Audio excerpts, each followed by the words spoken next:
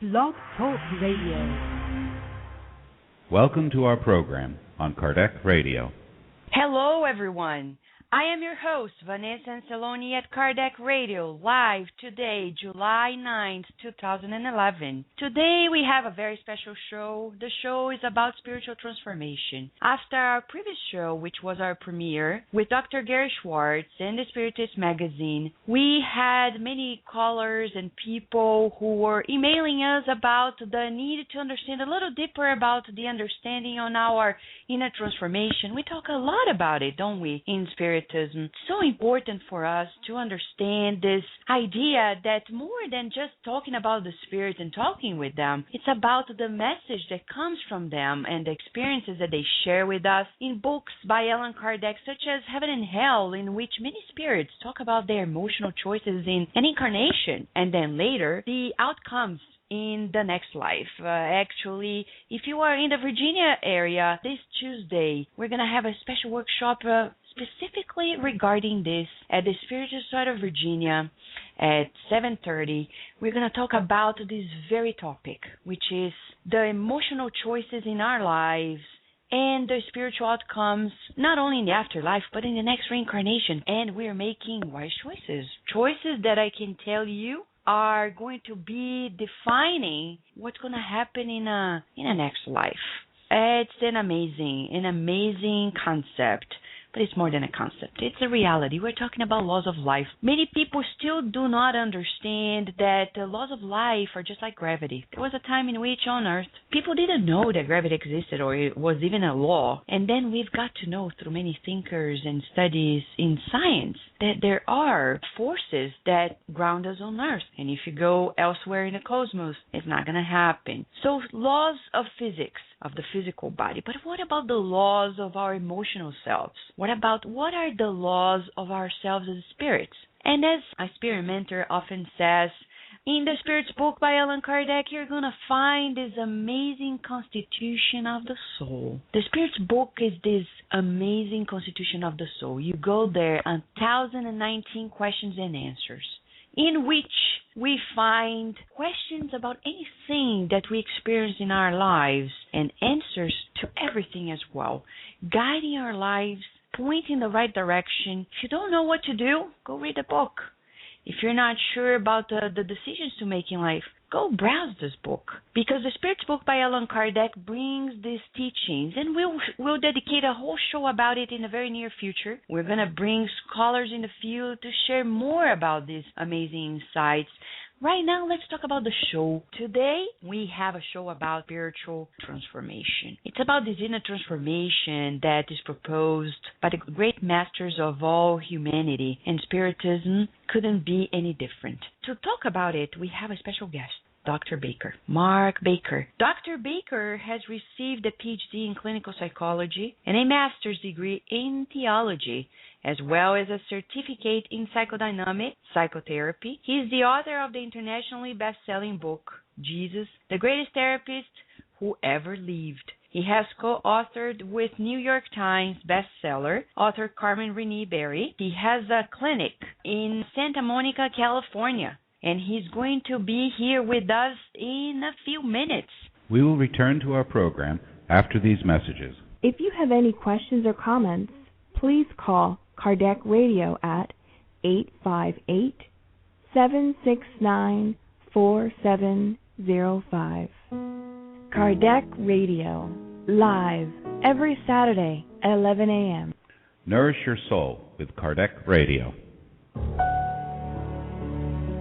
Join us every Thursday live, Evolution in Two Worlds, a journey of the soul through the teachings of the Spirit Doctor, Andrea Luiz. Connect at www.tvcei.com, Channel 2. And now we return to our program. So, dear listeners, we are here with a very special show on spiritual transformation. Spiritual transformation, which is major for us to live a good life. Let's reflect together. Why is it so important for us to transform ourselves? It's very important because we are here for a purpose that is more than just living this life alone. There is a purpose that is, let's say, transcendental. And to talk about this, we have our special guest, Dr. Baker. Dr. Baker is here with us from Pasadena, Santa Monica, California. Hello, Dr. Baker. Good morning. Good morning. How are you this morning, Vanessa? Good. And you? How is California right now? It is good. It's always beautiful as always. Yeah, and I can imagine in this beautiful summertime, it can be even prettier, right? Yes, it's wonderful. We're blessed with very wonderful weather almost every day, and summertime is especially that way.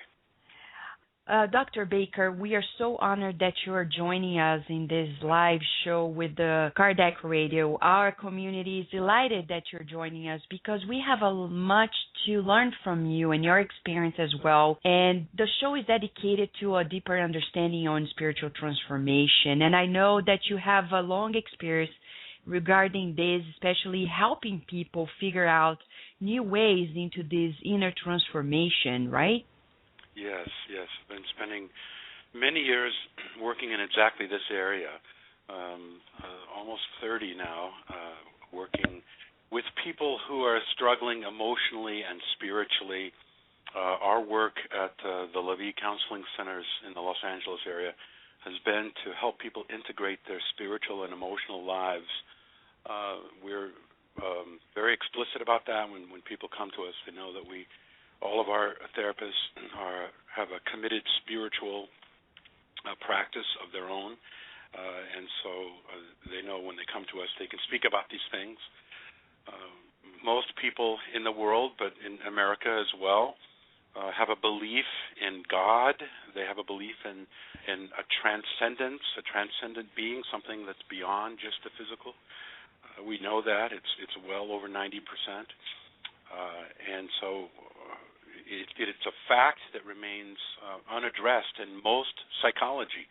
When most people go to therapists for emotional healing, they don't even bring it up. They don't get into spirituality. They don't talk about God. They don't even ask them. Well, sometimes they'll ask them about their spiritual upbringing, but that's just for historical reasons. They don't have any way of integrating that. Yeah, that's amazing. It is amazing. That statistic alone would make you think it's malpractice, actually, for therapists to not address such a profound area of everyone's life. Exactly. So we're more upfront about that and try to address it directly. Yeah, it's amazing that you mentioned this because quite recently, Dr. Harry Kenny from Duke University, he has disclosed the importance of not only talking about getting to know more about the spirituality of the patient, but also boosting the spirituality of that patient for the betterment of his or her health as well. And it seems like you're in the same line of thought, right? Absolutely. We now have many research projects substantiating the health benefits, both physical and emotional, of one's religious life, one's spirituality. Spirituality is the belief in something transcendent, and religion is the man-made vehicle to try to pursue that and understand that. And we now know that people who have a spiritual practice, who are spiritual and have some form of religion in their life, live longer, they're happier, they have fewer health problems, fewer addictions, they recover faster from surgeries. I mean, there's all kinds of research to substantiate the many health benefits. It just is saying what we've always known, that people who are trying to practice an integrated spiritual life are healthier. They live healthier lives. So the people who are aware and trying to integrate their spirituality with their emotional lives do better in life. And psychology has ignored this. It really, I think one of the main reasons is because psychology was mainly influenced by Freud. It's now 100 years ago, but he was one of the brilliant early thinkers that got the practice of psychotherapy and psychoanalysis started. And Freud had a strong antipathy towards religion. He was raised in an authoritarian religious atmosphere, and so he rebelled against that. And then his thinking on religion has carried on. It's many of the leading thinkers have been influenced by his thinking, which is that spiritual practices are a defense against helplessness. That was his original thinking, and that idea has permeated many psychologists' thinking since then. And unfortunately, that was just his opinion, his defense against his own painful experiences, religious experiences. I'm sure most of us have had painful religious experiences, but it takes maturity to step back from that and to really ask objectively what really is the truth about how the world works. And psychologists now are doing that. They're much more objective and trying to look at religion in a non-biased way and finding that spiritual practices are helping people live healthier lives. So that's what we try to do at our counseling centers, and have been doing this for many years, trying to get people to do that. But Dr. Baker, though you are for us the vanguard of a very special and different approach, your approach is quite unique, and especially when you released this different paradigm, let's say this way, in helping patients in your clinic, and actually the approach, which is totally, let's say, more complete. It's more a whole approach. And when you release the best-selling book, Jesus, the Greatest Therapist Who Ever Lived, you disclose that you found in Jesus Christ this very successful approach, not only to understand people, but also to empower them to their own inner healing. Can you tell us more about it, and specifically how you realized it and how you actually bridged it up into your clinical approach? Well, it is true that when I started graduate school, now 1978, a long time ago, there were not very many places where people were talking as you and I are talking now. There was quite a bit of antipathy between religion and psychology, and it was not so popular, and there weren't so many research projects substantiating, some but not many, substantiating the health benefits of spirituality. And so it was rather difficult in the beginning, and on both sides. People in the churches were very suspicious of psychologists, and psychologists were very suspicious of people who were openly practicing their religion.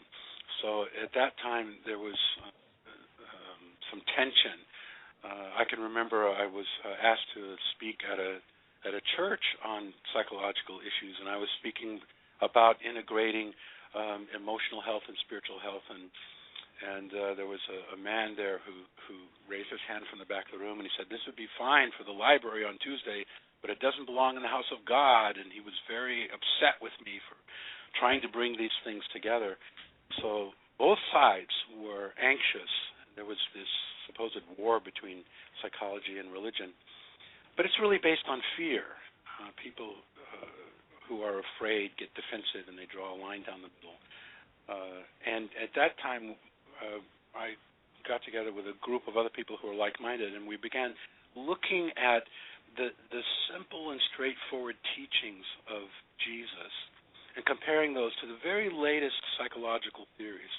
I studied with Dr. Robert Stollerow here in Los Angeles, who's one of the leading psychoanalysts in the country. He's not a spiritual person himself, but a very brilliant psychoanalyst. As I was learning his theories and studying with him and reading the teachings of Jesus, I saw amazing compatibility. What Jesus had to say about health and life and emotions paralleled our latest psychological thinking.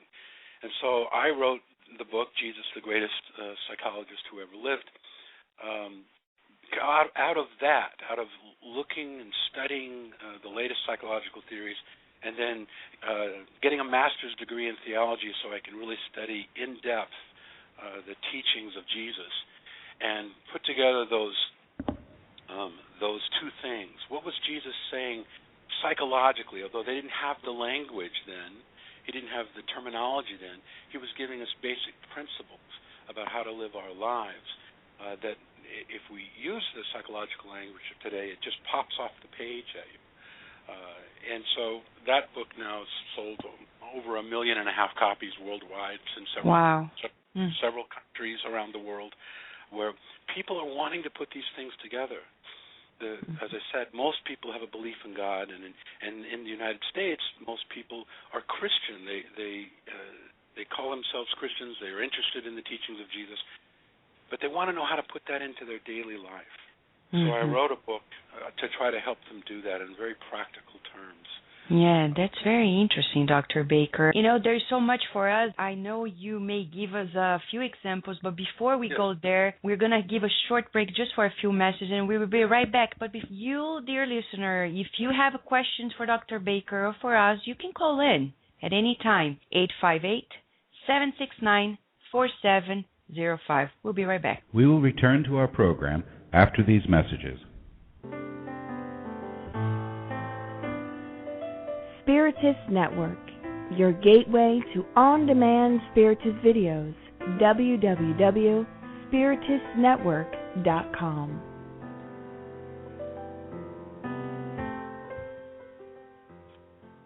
Spread the word. Kardec Radio, to learn more about Spirit. Now in English, the book And Life Goes On by the Spirit André Luiz, psychographed by Chico Xavier. Buy your copy online or via your ebook reader. Go to www.ediceiofamerica.com today. And now, Kardec Radio, nourishing your soul. Here we are at Kardec Radio Live. This is July 9th, 2011. It is our second show, and we are here to talk about spiritual transformation. Spiritual transformation, inner transformation. Many of us talk about the need of improving ourselves so we can live a better life. And for that concept to come true and for us to really understand about it, it's important for us to understand the immortality of the soul, without which, why would we make efforts to be a better person, if not for the continuation of life? And when we talk about the continuation of life in the afterlife and possibilities of reincarnation, and actually the reality that we reincarnate, we talk about the need to be aware of the spiritual laws of life. And we are also, in regard to the spiritual laws of life, aware that alone we cannot progress much any faster than if we are in partnership with society in general. So we need people to help us, from family, friends, and especially, we would say, psychologists and therapists. Psychologists and therapists shall become the greatest friends of people, helping them realize about life, about themselves, empower them, and thus promote a deep inner transformation and spiritual transformation. And for you, dear listener, we are here in a very special show with Dr. Mark Baker. Dr. Baker is a PhD in clinical psychology and has master in theology as well. And he has certificate in psychodynamic therapy. He is the executive director of the La Vie Counseling Centers in Pasadena and Santa Monica, California. And he's a best-selling author of Jesus, the Greatest Therapist Who Ever Lived, and the co-author of a book with Carmen Renee Berry, Who's to Blame? Escape the Victim Trap and Gain Personal Power in Your Relationships. Dr. Baker is here with us live. He was just telling us before the break about how he opened new doors for his successful clinical practice when he adopted this very insightful approach, which pertained to Jesus Christ's approach as the true psychotherapist of all times on earth. Dr. Baker, you were about to share with us a few examples on how you realize that Jesus' approach can actually help all of us figure better ways about ourselves, right? Yes. Yes, there are many, many examples. A good one is that Jesus made it quite clear that the most important way to live your life is by faith. He said that if you have faith as small as a mustard seed, which is the smallest of all seeds, it can grow into a very, very large and strong and healthy living plant. And faith is just like this. If you have just a little bit of it, you can move mountains. You can live in the most powerful way to live by faith. Now, we now in psychology understand how amazingly profound this is. How really true this is. That people want to think that we're very rational beings. That no, I live my life based on reason and intelligence and rationality. And what we're finding is no, you don't. You live your life based on beliefs that you have that you don't even know sometimes. We are walking around living our lives based on unconscious beliefs. We are all people of faith, all of us, where most of us are rationalizing people rather than rational, meaning I do something because of a belief that I have, and then I come up with the rationale for it later. And what we in psychology do is help people get to these beliefs. We call them organizing principles. We all have unconscious principles that we live our lives by. And if we can help people become aware of these principles, aware of the things we believe about ourselves, they can live much more conscious and powerful lives. I had a woman who came to me who couldn't succeed. She kept hitting a ceiling in her professional life. And she was frustrated by this. She would get so far in her career, and then what she thought were just circumstances, they were all keeping her from succeeding. And she thought, well, maybe I have some kind of fear of success or something. And what we came to is that she couldn't succeed because she believed she would be a bad daughter if she did. Her mother was very self-centered, and any time this woman succeeded at anything as a child, the mother was threatened by it. So without really realizing, the woman came to develop a belief that I must not succeed in order to not threaten my mother, in order to not, be a bad daughter. So she was, because of this unconscious belief, thwarting what would be a very rational way of living, of succeeding, thriving, doing the best that you can. And as I came to help her see that, no, you're actually living your life based on beliefs. You're a person of faith, but you're just committed to some beliefs that are tripping you up. Once those become conscious, she was able to move on in her career. We're fundamentally people of faith, and if we don't understand what our beliefs are, they will be directing our lives. And Jesus was telling us all that. You are people of faith. You are driven by what you believe, and what comes out of your heart really determines your speech. He was so unbelievably correct with these kinds of teachings that it helps direct our practice and the direction that we go in helping people. That's amazing. Yeah, there are many, many principles that we can derive from the teachings of Jesus to help us live our lives better. Yeah, what you're talking about reminds me of this amazing thinker of the 19th century in America, Prentice Mulford, and one of his books is about thoughts are things, and he says, love is this element which, though physically unseen, is as real as air or water, and it's an acting, living, moving force, and in that far greater world of life all around us, of which physical sense is unaware, it moves in waves and currents like those of the ocean. And he says, we want lighter hearts and happier minds. Who doesn't it, right, Dr. Baker? And I bet that your patients, they come to see you and your team because that's what people are looking for, to live with a lighter heart and happier mind. And certainly Jesus proposed this approach of light and love and feeling, right? Absolutely.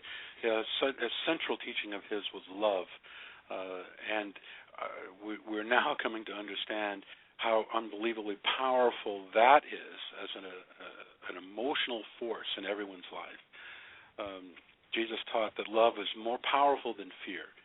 And throughout the centuries, many leaders have tried to lead by fear and control and dominate based on fear.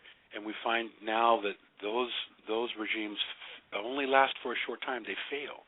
that really you must win people's hearts in order to build anything that lasts, that love is more powerful than fear, that love casts out fear, the Bible tells us. And so Jesus was teaching us to be people of love, and this is a much more powerful way to live. And here's another example. He told us that we should turn the other cheek. He says, when someone strikes you, turn the other cheek. This is commonly misunderstood as a statement of passivity. It's not at all. He doesn't say if someone strikes you on the right cheek, you should cower and let them beat you or then walk away. He doesn't say that.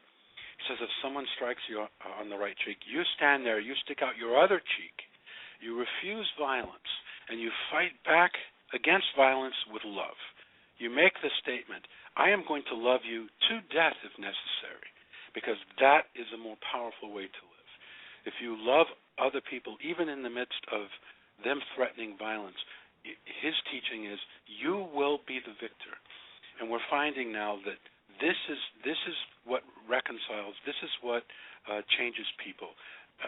That the truly powerful person doesn't control another person's behavior. The truly powerful person inspires them from within their hearts. If you can get someone to want what you want, that's much more powerful than making them want what you want. So love is a much more powerful way, even in the face of people who are trying to dominate you and control you with fear. And we're finding that this is true. We're finding this is true. So, Dr. Baker, one of the questions that it came to our minds is, do you propose exercises to your patients so they can, for example, you just talked about it, the exercise of being understanding and practicing this nonviolence movement in their daily lives. So how do you go in your therapeutic approach with your patient regards such experience? Because we understand that people, they may realize things rationally speaking, but to exercise emotionally, if we may say like our emotional intelligence, it's another step. How do you usually bridge that up from the rational to the emotional part of us? Well, it's our experience is it's not something that you can do on your own. What we do is we come alongside of people in the process of therapy and help them to understand their own emotional life by us understanding it with them. Our belief is that all human beings are fundamentally relational beings, that we were created by God for relationship. And so our therapy is directed by that. It's relational. We don't just give people principles that they go out and practice on their own individually. We actually practice with them these things in the room so that they get the sense of experiencing their emotions with another human being. It's not just the expression of emotion that heals, but it's the expression of emotion with a response from another that heals. We're all longing for emotional responsiveness. And we're finding out now in neuropsychological studies, and you know this, that we're hardwired to be relational. We have mirror neurons, which I know you know about, that causes us to pick up on things within the mind of another person so quickly that it's so much faster than the rational mind can even think. We are fundamentally relational, and emotions are the language of connection in our relationship. So I would say what we do is we practice helping people to articulate their feelings, their emotions. Then we respond to them in a way that helps clarify what they are and helps this become a vocabulary for the people who come to us. Help them to be able to not only know their feelings, but articulate them and be ready to respond to the feelings of others. And this must be done in relationship with others. It's not so much something that they can memorize and do on their own. It's something that is learned in vivo, you might say. So that type of therapy, sometimes it can go for months because it depends on the emotional trauma of the person you're dealing with. But this is what we're trying to get people to do, is to become more aware of their emotional life and realize the power that it plays in connecting them to other human beings. So there are and many examples of that in Scripture where Jesus says that he welcomes the little children to come to him, right? Mm-hmm. Now, what he wants from all of us is a childlike faith, I just talked about, but he also wants from all of us a childlike spontaneity. Children believe easily, and they express their feelings easily. And so he is encouraging us to all live that way, to be people who have this sort of purity of heart, that we're able to emotionally just express ourselves and respond emotionally in the presence of others in a way that connects us to the world and to the people in it. And there's a difference between being spontaneous and being impulsive.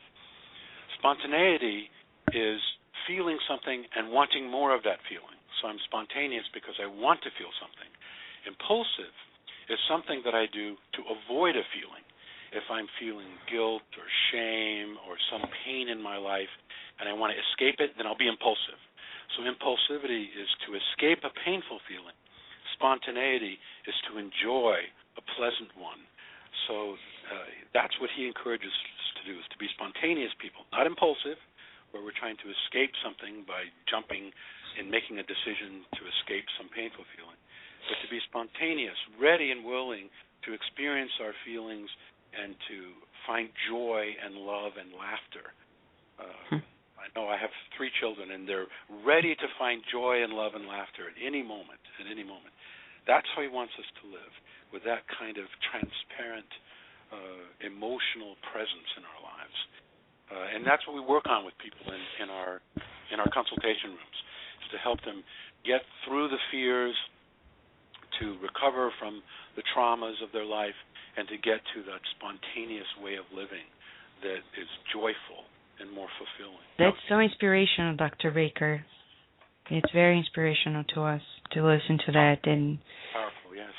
It's very powerful. And there's this saying by, again, Prentice Mulford, when he says, vigor and health is catching. So it's the importance of listening to what you're saying. And as you're saying, we are relational beings reminds me of, in the Spirit Spoke by Allan Kardec, there is, in the third part, the laws, the divine laws of life, like, let's say, spiritual laws, and he talks about the law of society, when he says exactly what you're mentioning. We're relational beings, and we need this interaction to actually be who we are, and to grow and to progress. And listening to what you're saying just boosts our inner transformation and the hope, actually, that we can do there. I imagine at this moment, if anyone who is out there listening to us and is feeling down in any way and form, or experiencing some form of distress, what you're bringing to us is truly hope, Dr. Baker. And we are going to give a short break and come back with more about these amazing experiences and the true professional experience with Dr. Baker here with us at Kardec Radio. We'll be right back. Kardec Radio, live every Saturday at 11 a.m. Now in English, the book Action and Reaction by the Spirit Andrea Louise, psychographed by Chico Xavier.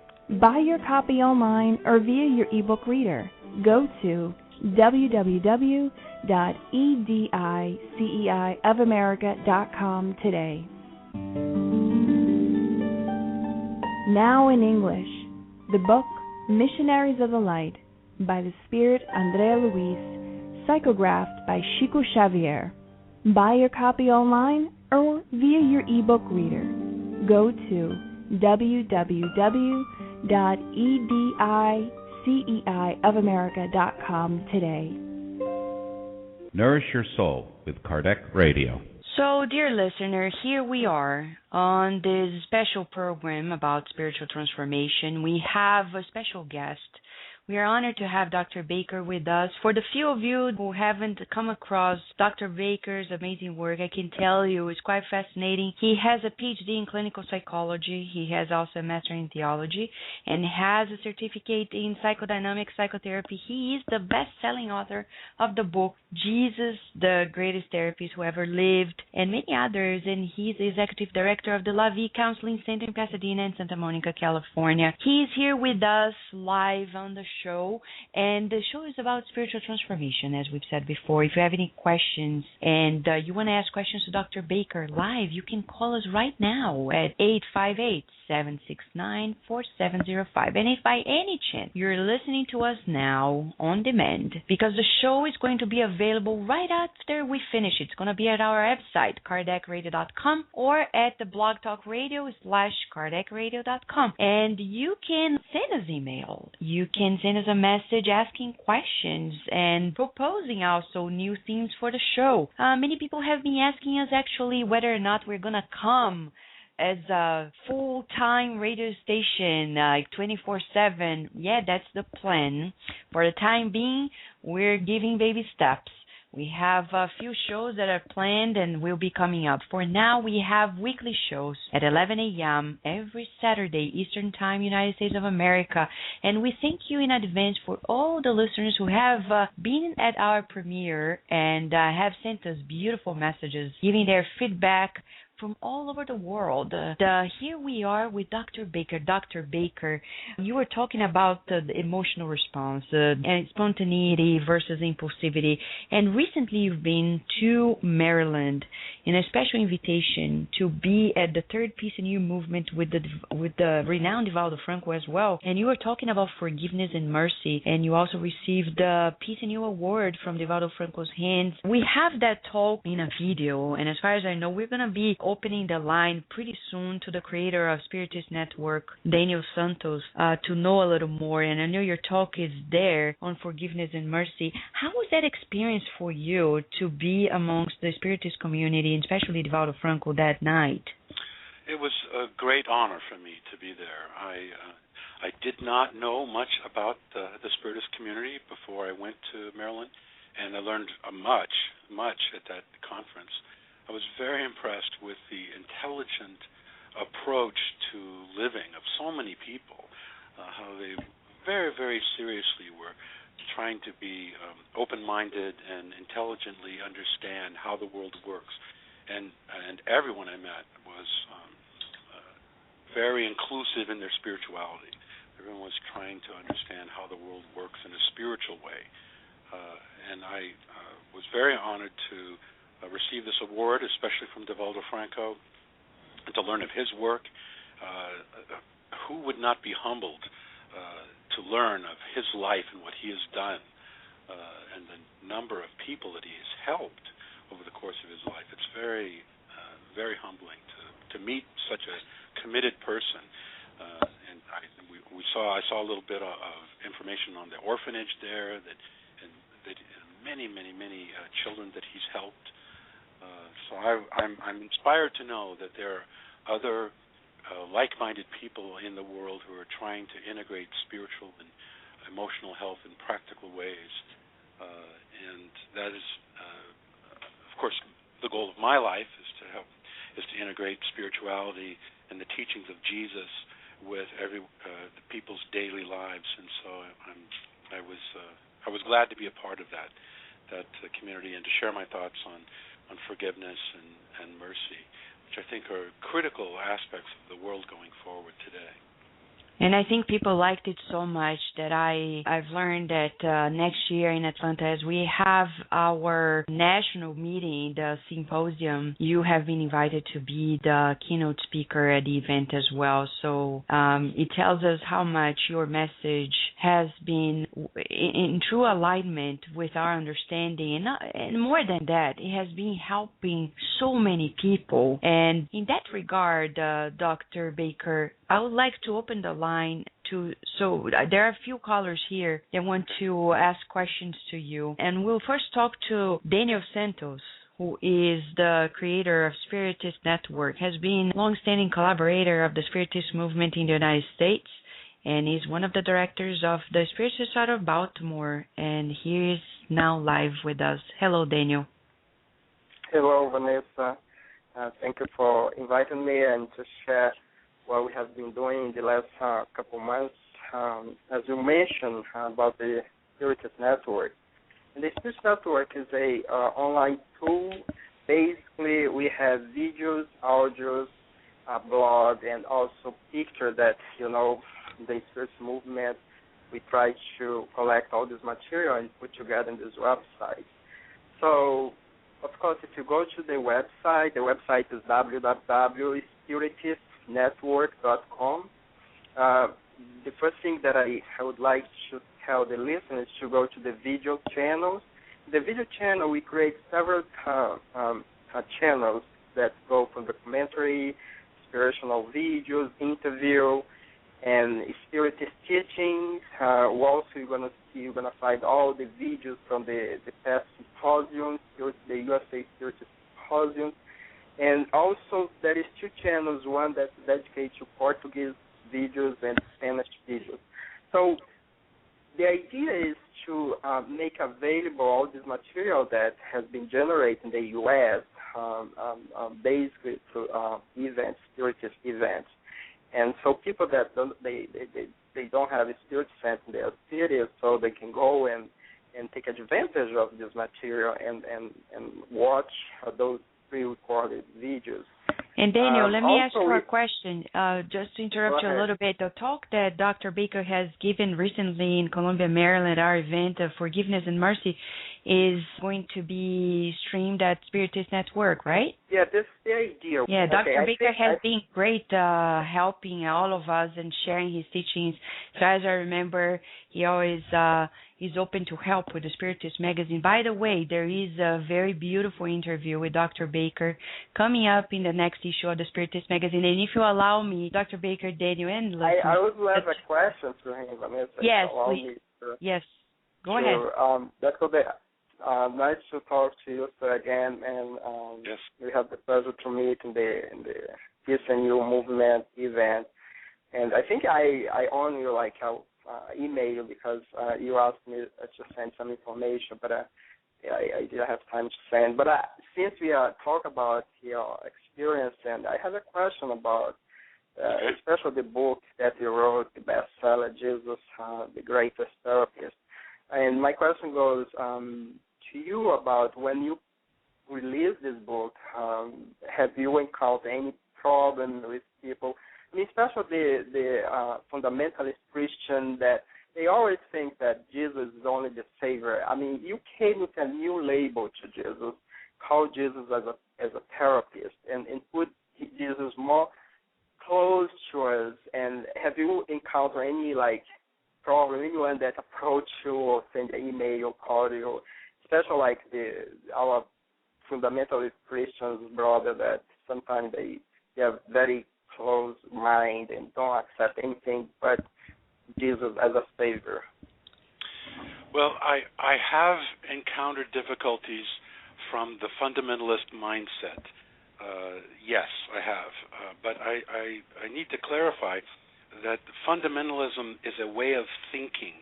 And we've now in psychology we've separated dogma from dogmatism, which means it isn't the content of what one believes that makes you a fundamentalist, it's how you believe it.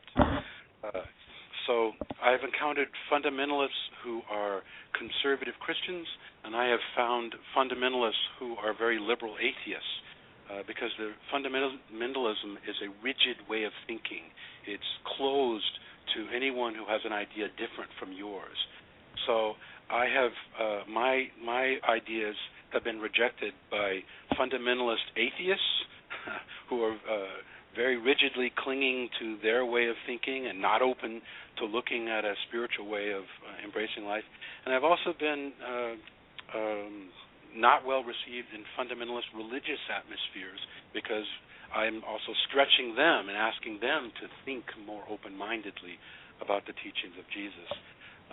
And I've had heat from both ends of the spectrum because of the closed-mindedness. Jesus himself encountered this same problem. He exactly. was he was rejected by the fundamentalist religious people of his day, who were closed-minded and rigid, and they couldn't listen to what he was saying. That was enlightening and trying to open up their minds to a new way of approaching God. And the fundamentalists of that day, who were the religious people of that day, now a Pharisee, and when Jesus came, was the most respected religious person of the day. But now, in our common language today, it's a negative term because it means closed-mindedness. So yes, I have had problems with people rejecting my ideas who are fundamentalist in the technical definition of that word. But I would expect that. I would expect that. Thank you, Dr. Baker. Thank you, Daniel. Thank you. For you again. Thank you. And dear listeners, log in at Spiritist Network. There are amazing videos from all over the United States and elsewhere to share with you the best of Spiritism. And now we have another caller. Hello. Hello. I can't hear it. Yes? Hi, Vanessa? Yes. There we go. It's Selenia. How you doing? Selenia, hi. You're live on Kardec Radio. Selenia and I am Eve. sorry, but I hope you don't have I may be having a bad connection. I don't know. Can you hear me okay now?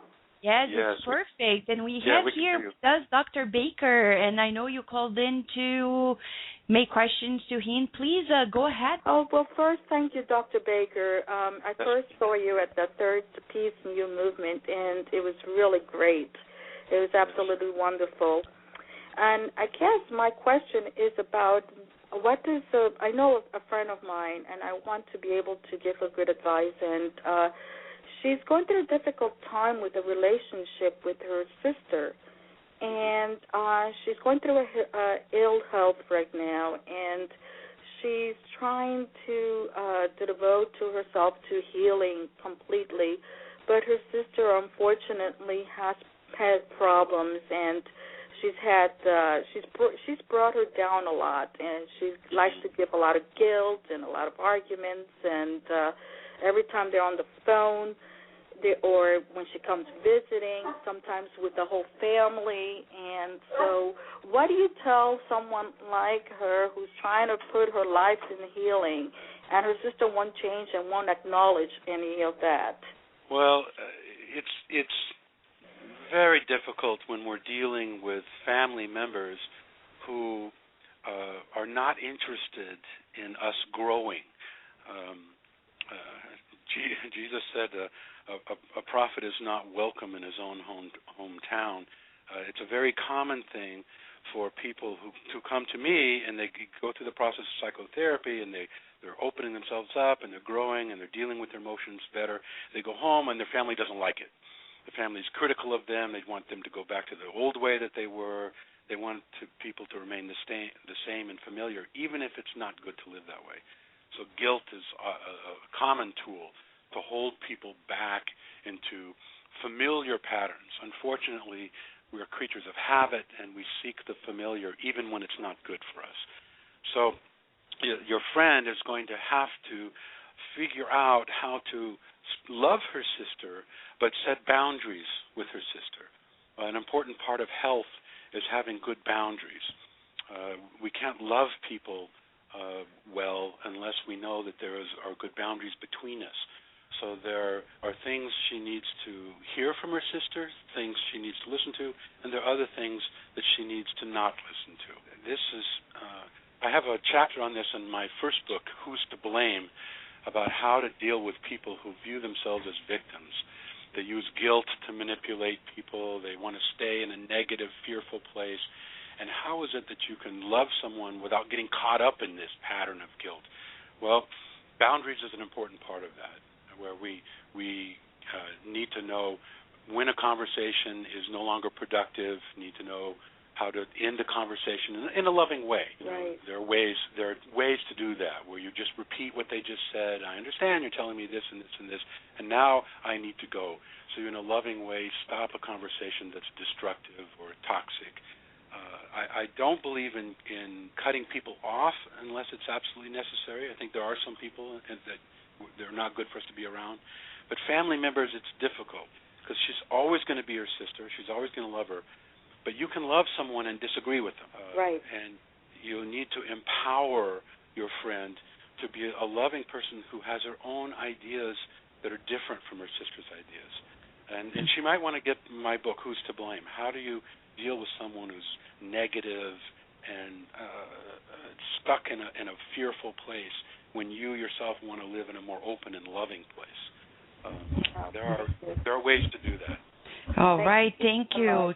Thank you, Selenia, for participating, and Steve as well. And thanks, Dr. Baker. By the way, you're talking about family, and there's this beautiful book by Joana de Angelis, The Spirits of Divaldo Franco, that came to the English version, Family Constellation, a beautiful book that is available, and you can get it and read a little more about it. Besides also going to Dr. Baker's book, Who's to Blame? Escape the Victim Trap and Gain Personal Power in Your Relationships. Don't we need it? So now, right? Thank you so much, Selenia. There is this teaching that goes by saying that the science of happiness lies in controlling our thought and getting thought from sources of healthy life.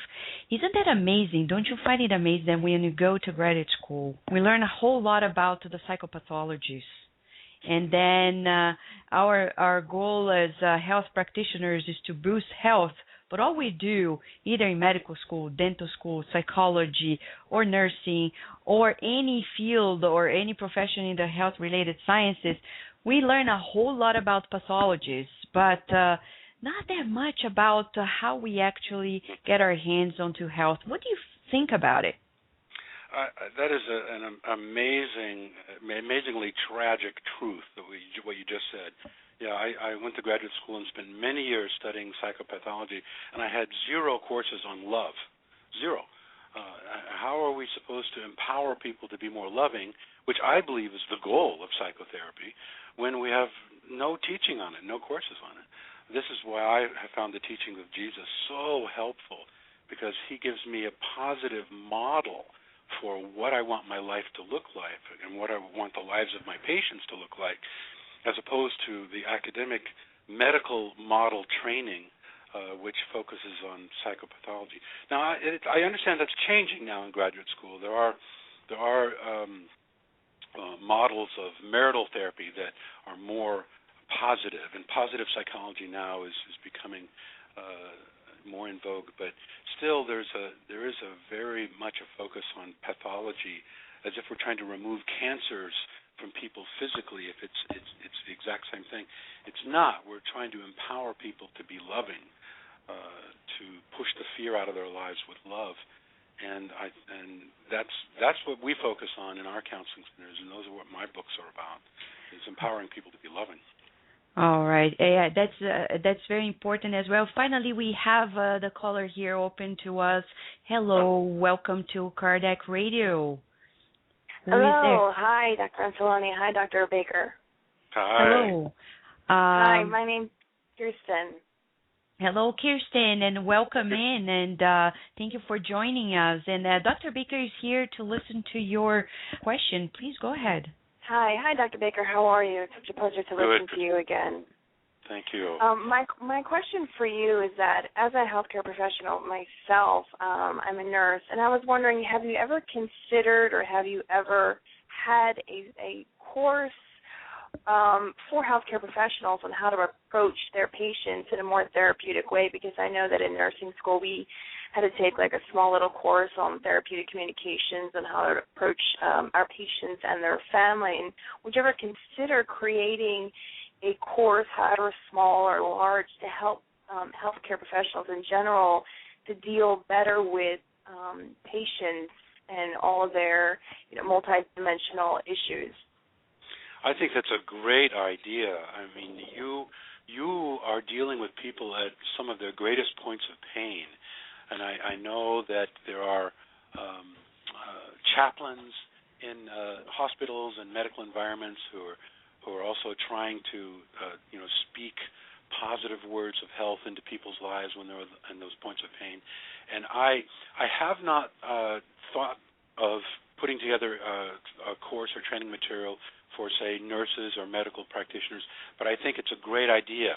I have many things on my list that I'm working on, but I think that is much needed, and I want to think more about that. But I think there would be some helpful things that you probably could benefit from in terms of how you approach people emotionally and spiritually in a physical environment where people are in physical pain. That's a great idea. Yeah, thank you so much. Yes, go ahead, Kirsten. No, I was just saying hopefully in the future something can be created because, the course that we were given in my school, it's limited in its own right, but I will look for it in the future, and hopefully, I will continue to implement. I thought that your book was absolutely amazing, and I watched you at the Peace in You with Devaldo Franco, and I thought your talk was absolutely wonderful, and I really can appreciate your approach in terms of your view of Jesus and Christianity and just the overall big picture that you present for us. So I really like to thank you, and I can appreciate this conversation and many other thoughts that you've shared with us. So I'd just like to thank you so much for sharing your ideas and your thoughts with all of us. Thank you very much, Kirsten. It's my great honor. Thank you. Thank you, Kirsten, so much for participating and helping us. And now we have, Dr. Baker, we have another question because I'm not sure if our listeners already know that at Blog Talk Radio, the website, we have also an open chat, which is also live. And we have a person here who is asking this question to you, Dr. Baker. How do you see the present world culture, which highlight violence in all aspects in movies, media, and journalism? How do you see it? Probably he's asking or she's asking from a therapeutic perspective or some form of therapy as well. Well, this is obviously a very important question. How are we in our world today going to deal with all the violence that we see? And some of the violence which is religiously motivated, or at least on the surface that appears to be religiously motivated. I know I spoke a bit about this when I was in Maryland. I think that the solution in the world today is going to be a spiritual solution. Politics and people negotiating and posturing for power, which has always gone on, will only have limited success. I think that, as I spoke about in Maryland, that we are going to have to embrace practices of forgiveness and mercy in order to survive. We need to have a deeper understanding of what it means to be a powerful person. I believe that Jesus taught that there are two kinds of power. There's the power to control, and there's the power to inspire. And the power to control is a primitive form of power. It's an immature form of power. It has limited benefits. It is real power that people can use violence to get things, but that form of power doesn't last. What does last is the power to inspire people within their hearts. This is what he did. It's the power to choose love over fear. And I think we are going to need to employ this kind of power in our world today, or we're going to run the risk of destroying ourselves. It's a frightening thing. We think of the last 100 years. Hitler almost destroyed the planet. Millions of lives were lost because of his attempt to use power to control. And as we saw in the life of Hitler, it doesn't last. He didn't last. But what we do see in the lives of great figures like Jesus Christ, the power to inspire from within goes on and on and on and on. Very few people follow the teachings of Hitler. Over 2 billion people follow the teachings of Jesus today. So who's the more powerful? Obviously the power to inspire people from within their hearts is a lasting form of power that we are going to need to embrace in a world that's full of fear today. And the violence that we see comes out of fear. So the violence in the movies, the violence in the culture is fear-based. And I think that for us to thrive as a people on the planet, we need to grasp the power to inspire, the power of love, and which I believe will be the solution. And I believe we are maturing as people. And my prayer, my hope is that our world leaders will begin to grasp these different forms of power and realize which one will last. Mm-hmm. So it's a difficult battle for all of us. Yeah, the answer really inspires us, Dr. Baker. And actually, There are other ones here who are asking us through the chat, do you know many psychologists using approaches or methods like yours? Well, an increasing number, yes. When I started in 1978, there were not very many.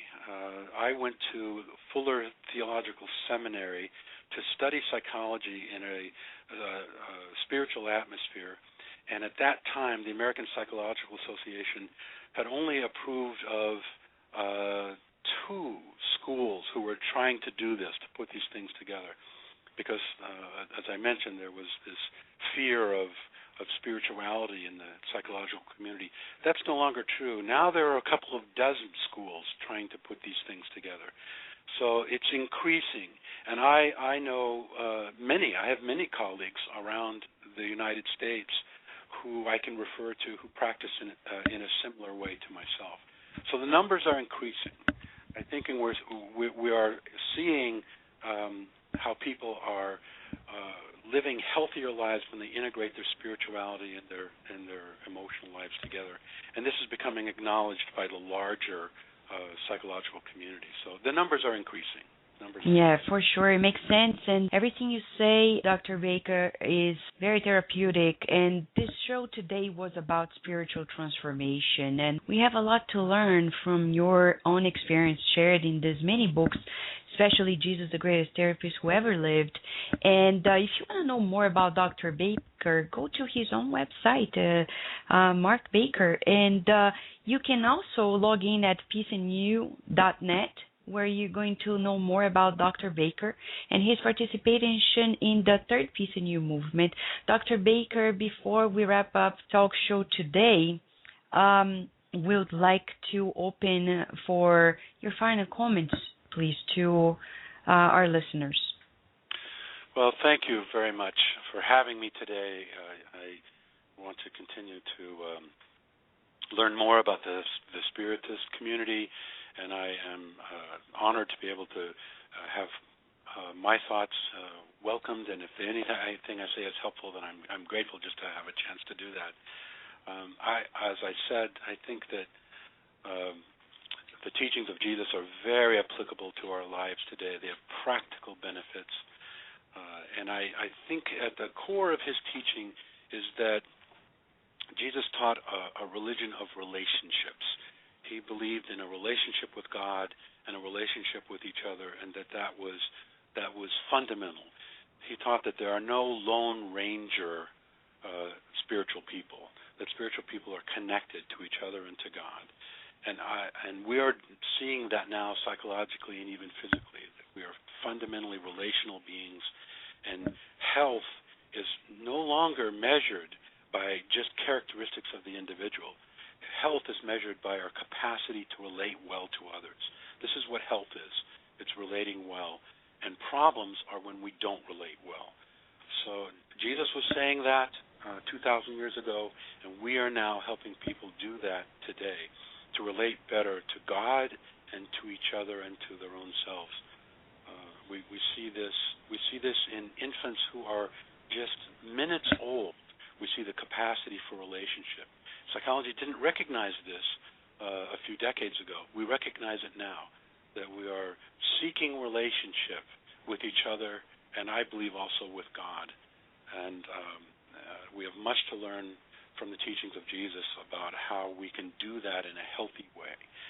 So I encourage all of your listeners to continue to pursue a spiritual and emotional path. It is the most, I believe, meaningful and healthy way to live. Dr. Baker, we're truly grateful to you for your time, for sharing so much, for inspiring us. And I think we're also thankful to God for bringing you to the planet Earth at this very time, which is so critical. We talk about the planetary transition. Dear listeners, you can hear this show on demand pretty soon. As soon as we're done, you'll be able to listen it as many times as you want, because there are so many beautiful, inspiring messages, things that Dr. Baker shared with us that can inspire us to live a better life and transform ourselves, to cooperate in the world. And if you want more, there's also the Spiritist Magazine. The Spiritist Magazine has a full interview coming up in the in the next 2 issues. By the way, the Spiritus magazine is coming solely on digital form, and starting this next issue, and you hear more from us. And upcoming issue is exactly about the planetary transition. The next show will be in a week, July the 16th at 11 a.m. Join us. You can call in live at 858-769-4705 or log in at our chat at Blog Talk Radio, or you can also send us an email at Kardec at KardecRadio.com and send in your questions, comments, suggestions. We want to do much more to inspire you, to make you feel that the world is so worth living, that you are unique, and we need your presence in a very well and balanced way. Thank you so much, Dr. Baker, for being here with us. Thank you, dear listener. May we have a blessed week, inspired by God, and do the best we can. Thank you. Thank you for listening to Kardec Radio, broadcasting live every Saturday morning at 11 a.m. Eastern Standard Time. Email us and share your comments at www.kardecradio.com. Until next time, we wish you many blessings.